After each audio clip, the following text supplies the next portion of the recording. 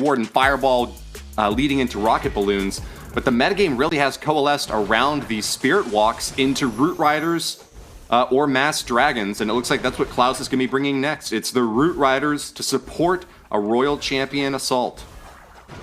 But this time around, we have the Haste Vial, which means he wants to have this Royal Champion charge to get as many buildings as possible. Typically, you're using that ability during the Royal Champion charge to really get a lot of value, and it's not about the back end, because if you are looking for safety, the Hog Rider Puppet or the Rocket Speeder are better choices, and that's exactly why he's using that ability right now, leading the charge. Wow. But oh my gosh, there were so many traps.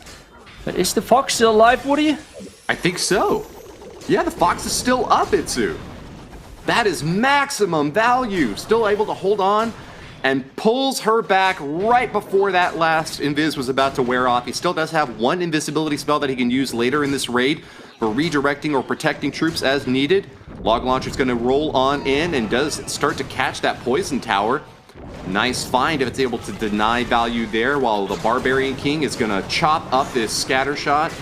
Finds the main deploy out the left side corner as the Root Riders are now storming in, and they'll be able to make a clockwise push around this base and really do some great work supported by that Grand Warden. Yeah, the big push is coming in, and something which is always nice to take a look at if you're wondering how the attack is going is the healers, because typically with all the splash which is within such a base, they can go down quickly. So if they can stay alive through the majority of the attack, this is always good news for the attacker. Let's well take a look at that core. We had one Root Rider leading the charge there for the Archer Queen, getting her behind the Town Hall, and now she can deal all of the damage needed to really push into the back end with that Archer Queen ability now spawning 2 more Archer Queens and as well the Giant.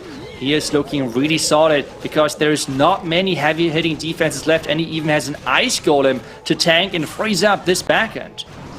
Absolutely. Just a little bit of a surprise there with a couple of Teslas popping up, but that's not going to be too much for him to worry about. Late traps are better than early traps because it means you've already deployed most of your army against the base, and with 40 seconds remaining now, Klaus must still feel very confident. A super effective freeze on the back end is able to catch that Ricochet Cannon and a Tesla and that Wizard Tower. Going to be able to pop it off again as soon as that freeze. Wow, didn't even hesitate, not a single millisecond in between those two deploys.